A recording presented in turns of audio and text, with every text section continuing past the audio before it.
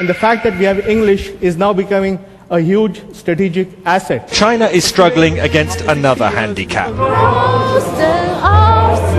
the urgent need to learn English, today's global language. And that's the first time I've really changed my work focus since I was age 17.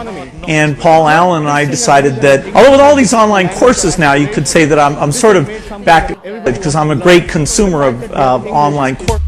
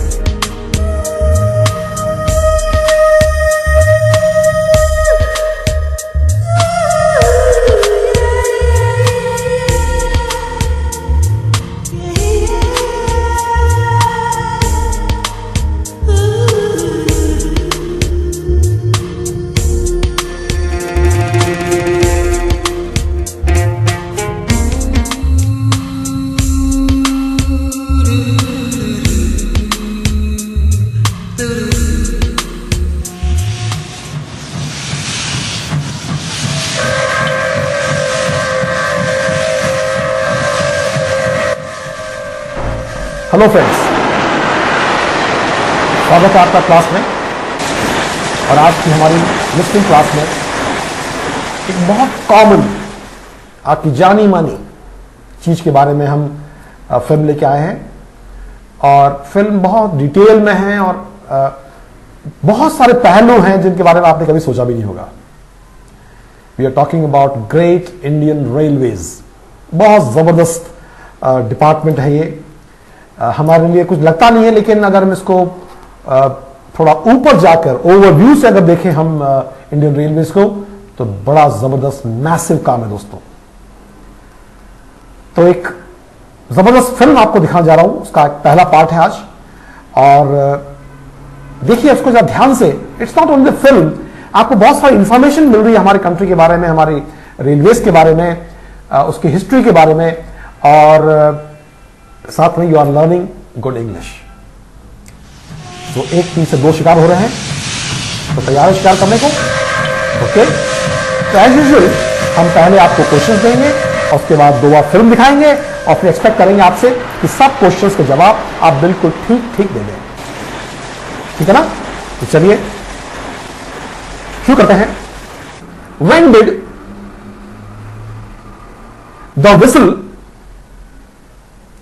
of a steam locomotive first blow in India? Question mark. Number 2, before the stations were built, comma, at many places where did the train stop? Question mark. अब the great Indian railways पर एक जबरदस्त film दिखाते हैं आपको। उसका आज पहला पार्ट है, ध्यान से देखिए और सब क्वेश्चंस के आंसर ढूंढ लीजिए। ठीक है ना? All the best to you. India is a land of dreams, where images, however fleeting, are remembered long after the journey's end.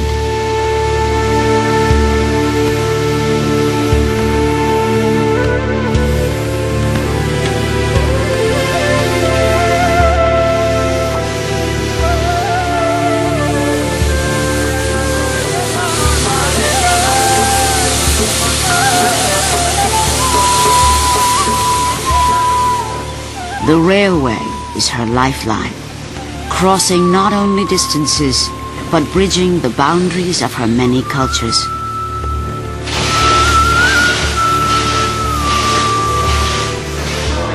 For over 900 million people, the railway has become a great unifier. Over 1.5 million must work to keep it going.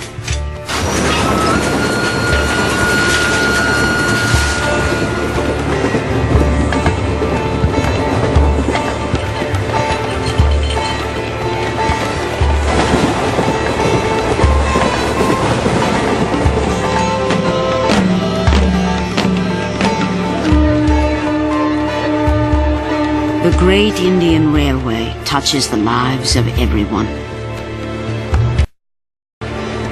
For nothing is more a part of this country than the trains which are part of its soul.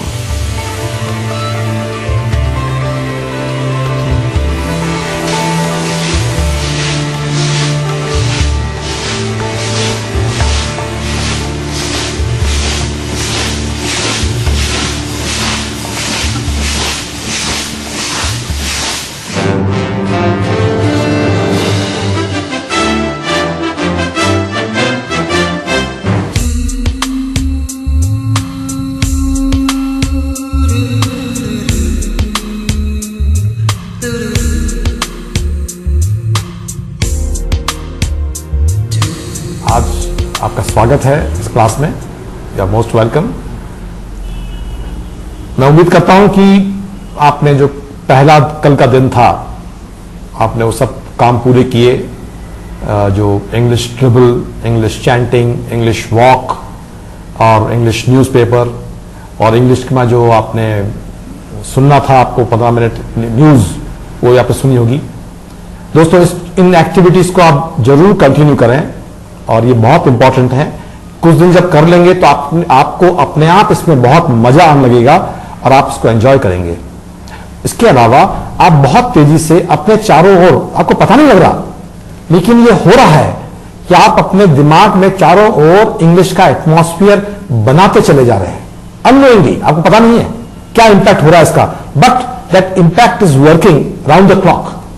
सिर्फ आपको जो मैं कहता हूं वो करते जाइए और उसमें इंटरेस्ट लीजिए और उसको हर रोज करें और समय बढ़ाएं। उसको जरा समय बढ़ाएंगे, जितना समय आप उसके साथ रहेंगे उतना ही तेजी से फायदा होगा।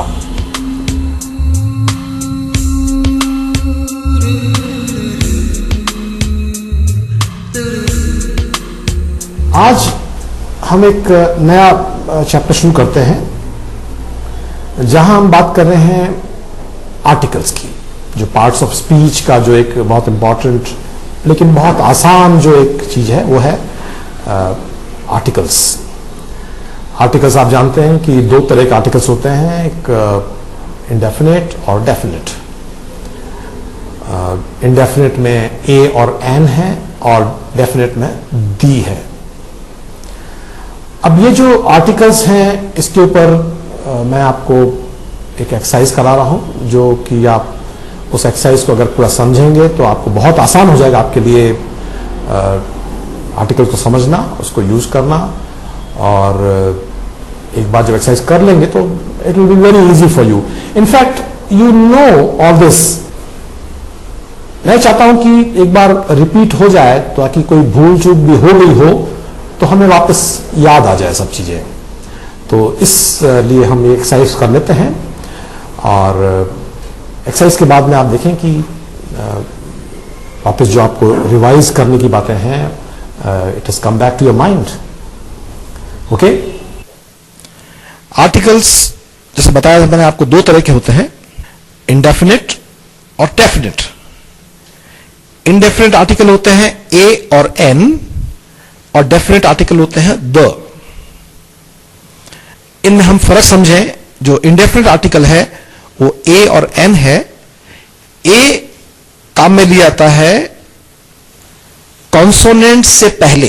कॉन्सोनेंट्स मतलब जो वॉवल नहीं है, 21 जो अल्फाबेट्स हैं जो वॉवल नहीं है वो सब कॉन्सोनेंट्स हैं। चलिए देखते हैं फिल्म और समझते हैं अच्छी तरह से how to use the articles. There is a beautiful church. तो दोस्तों इस सेंटेंस में देखें आप, एक चर्च का होना बताया जा रहा है और इसलिए हम इसको वहां यूज करते हैं there is a beautiful church. अब ए ब्यूटीफुल चर्च क्यों? बिकॉज ए जो है, बहुत सारे चर्च है लेकिन उसमें से किसी एक चर्च की बात कर रहे हैं अपन, किसी खास चर्च की बात नहीं कर रहे, इसलिए जो आर्टिकल है वो ए यूज हो रहा है। अब ब्यूटीफुल क्या कर रहा है? ब्यूटीफुल जो है वो वर्ड है एडजेक्टिव, वो चर्च के बारे में बता रहा है कि चर्च कैसा है। तो ब्यूटीफुल चर्च, अब हम ये भी बोल सकते थे कि देयर इज ए चर्च, लेकिन चूंकि हम उसके बारे में कुछ एक्स्ट्रा बताना चाह रहे हैं, किस तरह का चर्च है वो, तो हम एडजेक्टिव यूज करते हैं ब्यूटीफुल। तो इस तरह से सेंटेंस बना, there is a beautiful church. अब इज जो है वो एक वर्ब है, एक वर्ब, कौन से वर्ब का भाग है ये है टू बी से निकला है, और ये काम में लिया जाता है थर्ड पर्सन सिंगुलर में, ही शी इट इज के साथ में, इसलिए सेंटेंस बना there is a beautiful church. चलिए आगे चलते हैं। A grey car stops outside the church. अब कोई एक ग्रे कार हम जानते नहीं उस कार को, उसके बारे में हमें पता नहीं है, एक कोई कार आई और उसके बारे में हम बात कर रहे हैं, इसलिए ए ग्रे कार, इसका इनडेफिनेट आर्टिकल हम यूज कर रहे हैं। ए ग्रे कार क्या कर रही है वो? यहां वर्ब आता है स्टॉप्स। तो देखिए ए ग्रे कार तो है सब्जेक्ट, स्टॉप्स वर्ब, कहां? इट स्टॉप्स आउटसाइड, मतलब बाहर। किसके बाहर? The church. तो अगर आप इस सेंटेंस को ध्यान से देखें तो आपको समझ में आएगा कि सेंटेंस का कंस्ट्रक्शन कैसे हो रहा है। जितने भी एक्टिव सेंटेंसेस हैं उनका फॉर्मेशन होता है कि सबसे पहले आएगा सब्जेक्ट, उसके बाद वर्ब, और उसके आगे के बाद जो बात हो रही है वो बात हम कहते हैं। A waiter comes at the table. अब इस रेस्टोरेंट में बहुत सारे वेटर, उनमें से एक, तो इसलिए इनडेफिनेट आर्टिकल, पता नहीं, पक्का नहीं है वो, एक वेटर आया, उसमें से कम्स आया, आना उसका, एट द टेबल, टेबल पर। अब ये ऑन द टेबल नहीं होगा, एट द टेबल। देखिए प्रेपोजिशन भी आप नोट करते चले जाएं, एट द टेबल। और द क्यों आया? बिकॉज इस टेबल के बारे में हम ऑलरेडी बात कर चुके हैं। A waiter comes at the table. Katrina is placing an order to the waiter. फिर कंटिन्यूअस में, present continuous, Katrina is placing, Katrina place कर रही है, देना, प्लेस करना मतलब देना, क्या चीज? An order. एन क्यों? बिकॉज जो अगला वर्ड है वो, उसकी बिगिनिंग हो रही है, शुरुआत हो रही है वॉवल से। वॉवल क्या है? ओ। तो इसलिए एन लग गया। Katrina is placing an order to, preposition, को, उसको, किसको? The waiter. अब वेटर वही वेटर है जो पहले हम देख चुके हैं, इससे बात कर चुके हैं, द वेटर। इनडेफिनेट की जगह डेफिनेट आर्टिकल लग गया, the waiter.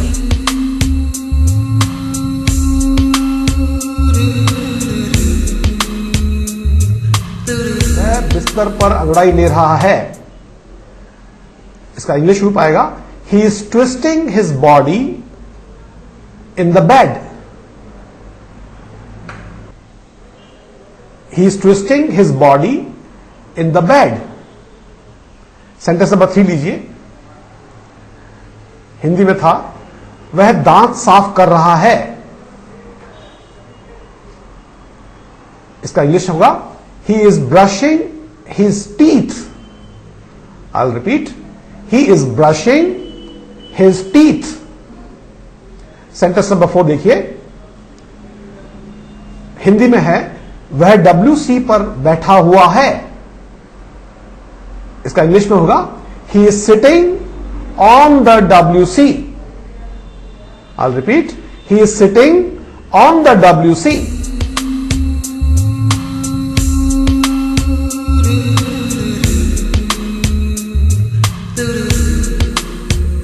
Example number 1. I work with you. Full stop. I'll repeat. Number 1. I work with you. With को अंडरलाइन कर लीजिए इसमें. Number 2, I work for you, full stop. इसमें for को अंडरलाइन कर लीजिए।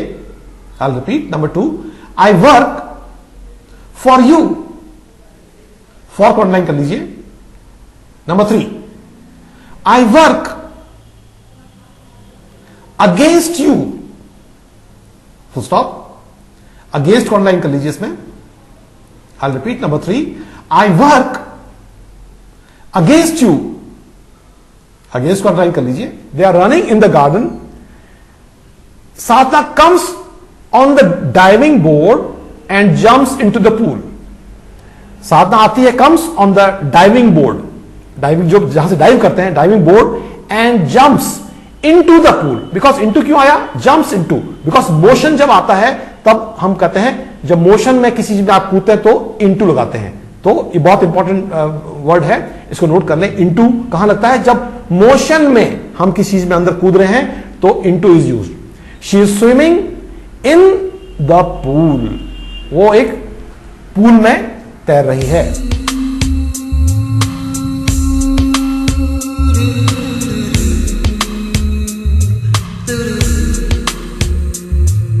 The three cases are the subjective case, the objective case, and the possessive case.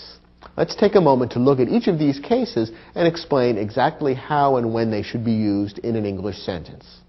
पहली line में आप लिखिए सब्जेक्ट प्रोनाउंस। मैं रिपीट करता हूं, सब्जेक्ट प्रोनाउंस, जैसा आपको स्क्रीन पर दिख भी रहा है। उसके नीचे लिखिए object pronouns. I'll repeat this, object pronouns। और थर्ड लाइन में लिखिए possessive adjectives। ऑल्दो अभी इस क्लास में हम possessive adjectives की बात नहीं करेंगे, लेकिन आपको सिर्फ मैं आपको आइडिया देने के लिए लिखा रहा हूं। हमारी क्लास का फोकस है अभी सब्जेक्ट प्रोनाउंस और ऑब्जेक्ट प्रोनाउंस। तो आपने ये तीनों लिख रहे हैं, सब्जेक्ट प्रोनाउंस, नीचे लाइन में ऑब्जेक्ट प्रोनाउंस और थर्ड लाइन में possessive adjectives। अब आप सब्जेक्ट प्रोनाउंस के आगे जो पेज खाली है उसको आप 7 हिस्सों में बांट लीजिए। ज्यादा स्पेस नहीं चाहिए, जैसा स्क्रीन पे देख रहे हैं आप, थोड़ा थोड़ा स्पेस चाहिए। 7 पार्ट्स में इसको डिवाइड कर लीजिए।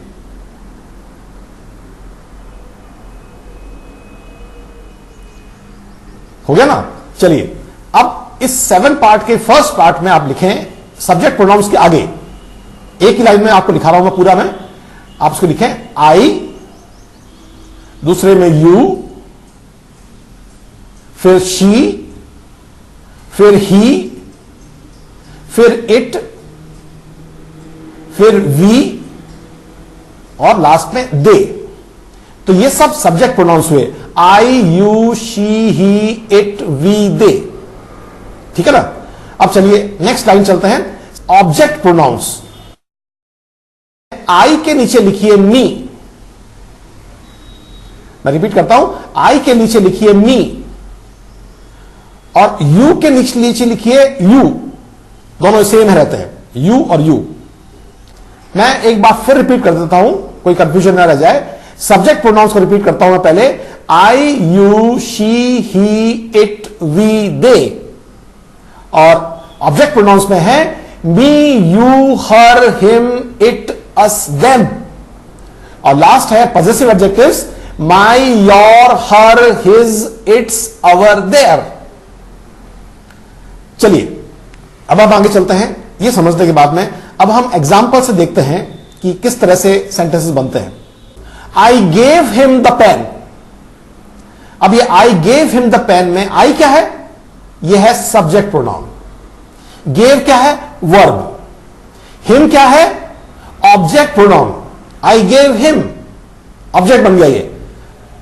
क्या चीज? Pen, the pen. तो द क्या है? आर्टिकल। और कौन सा आर्टिकल? Definite article. और पेन क्या है? Noun.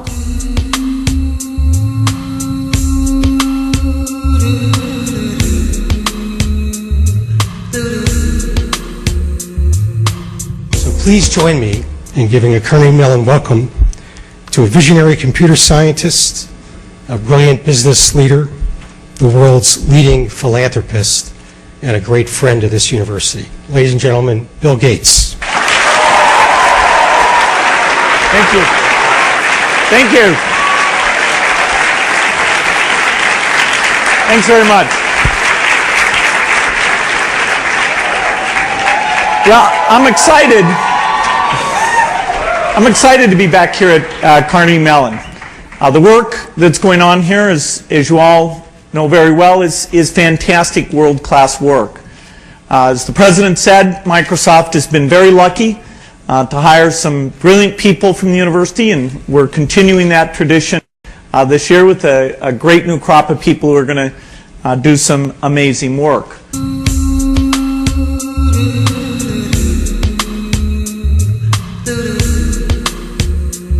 Jafar got so excited, वो बहुत excited हो गया, मतलब बिल्कुल जोश आ गया उसको, that he could not sleep that night. कितना excited हो गया कि वो पूरी रात सो नहीं सका. आपके साथ भी ऐसा होता होगा कि कल कुछ बहुत जबरदस्त कुछ प्रोग्राम है, आपकी बर्थडे है, बहुत सारे गेस्ट आपके फ्रेंड्स आने वाले हैं और आपके मम्मी पापा आपके लिए बर्थडे मनाने वाले हैं, तो उस एक्साइटमेंट में आपको नींद नहीं आती रात को. ऐसा होता ना, मेरे साथ तो बचपन में होता था भैया, मैं भी सो नहीं पाता था पूरी रात, you know. So same Zafar बिल्कुल आपकी जिस उम्र का बच्चा था, and he was so excited that he could not sleep that night. वो पूरी रात सो नहीं सका. हेलो फ्रेंड्स, आज की क्लास में आपका स्वागत है. तो चलिए कुछ पढ़ाई कर लें. मूड है ना? Okay, good. दोस्तों, कुछ अलग तरह की पढ़ाई करें. हमारे पास जो समय है उसको हम 3 हिस्सों में बांटते हैं. पहले हिस्से में मैं आपको 30 क्वेश्चंस दिखा रहा हूं, एक फिल्म दिखाते हुए, और वो लिखने के बाद में मैं आपको कुछ समय दूंगा जिसमें आप वो फिल्म वापस देख सकते हैं. और उसके बाद में इसी क्लास के अंदर जो फिल्म देख रहे हैं, बाद में आप क्वेश्चन लिखने के बाद में, तब तक आपको उसके क्वेश्चंस के आंसर्स आपको तैयार कर लेने हैं. फिल्म आपके सामने है, क्या हो रहा है दिख रहा है आपको, क्वेश्चंस आपके सामने है, अब उसके आंसर डालने सिर्फ. और बहुत सिंपल है, बिल्कुल बेसिक की बात कर रहा हूं मैं, ताकि आपके पास से कॉन्फिडेंस आए कि अगर कोई प्रश्न करता है कैसे उसको आंसर करना है. ठीक है ना? तो चलिए शुरू करते हैं हमारी क्लास. मैं आपको 30 क्वेश्चन लिखा रहा हूं, उनको पहले लिख लीजिए, फिल्म भी देखते रहिए, क्वेश्चन भी लिखते रहिए, और उसके बाद में जब क्वेश्चन लिखा दूंगा तब आपको फिल्म वापस दिखाऊंगा मैं, बिना क्वेश्चन मेरे, बिना कुछ बोले हुए, और फिर उस बीच में आपको उसके क्वेश्चंस के आंसर्स तैयार कर लेने हैं. लिखते हैं हमारे क्वेश्चंस और फिल्म देखते हैं साथ साथ में. तो पहला क्वेश्चन है, who is sitting in front of the machines? Question mark. Number 2, is he wearing specs? Question mark. आपको याद है पिछली बार एक मजेदार फिल्म दिखाई थी मैंने आपको, उसका पहला पार्ट था वो, कौन सी फिल्म याद है ना? बच्चे वाली, नाम याद है? It was a beautiful film, और उसी का लेकर हम आपको इंग्लिश के प्रेजेंट टेंस की बात कर रहे हैं. तो चलिए आज देखते हैं उस फिल्म का अगला भाग, पार्ट 2. मैं क्या कर रहा हूं कि जो सीन सामने दिख रहा है एग्जैक्टली उस बात को मैं अपने सेंटेंस में कह रहा हूं. हम यही बात करते हैं, इस तरह से करते हैं. तो आपको उसको समझना है कि किस तरह से कहां पर प्लेस होता है एक स्पेसिफिक वर्ड, और किस तरह से एक सेंटेंस का कंस्ट्रक्शन होता है. अगर आप ये समझ पाएंगे तो बहुत तेजी से इंग्लिश सीख पाएंगे. ठीक है ना? तो चलिए शुरू करते हैं उस फिल्म का पार्ट 2. Everybody is happy. सब लोग चूंकि टाइम पे पहुंच गए हैं, पिछली बार जो भगदड़ मची थी कि जल्दी पहुंचना है, सो एवरीबडी इज हैप्पी. अब आगे देखिए, they are running towards the airplane. Towards, उस तरफ, उस ओर, they are running, present continuous, they are running towards the airplane. कल भी मैंने बताया था आपको पिछली क्लास में कि कंटिन्यूअस टेंस का फॉर्मूला क्या है, to be plus ING. To be को जो कॉन्जुगेट करते हैं तो I am, you are, he she, it is, we are, you are, they are, इसीलिए यहां पर दे आर रनिंग। आर क्या क्या है, टू बी का भाग है, दे आर रनिंग टूवर्ड्स उस्तो the airplane.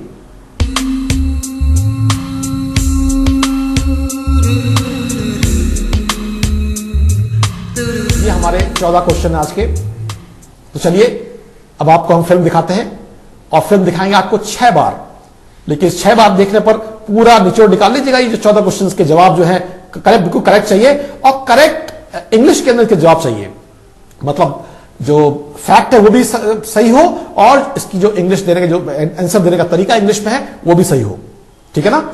So all the best, here goes the film. Botamos aqui, ó. Olhe, só falta você. Todo brasileiro, João, é muito curioso. É mesmo, é mesmo. E com certeza muita gente vai olhar aqui. Vai sim. Agora, o que vai acontecer? Curioso, curioso, curioso, curioso, E a curioso. mulher vai olhar? Curioso. A mulher vai olhar? Curioso. Primeiro curioso, primeiro curioso. Que sacanagem!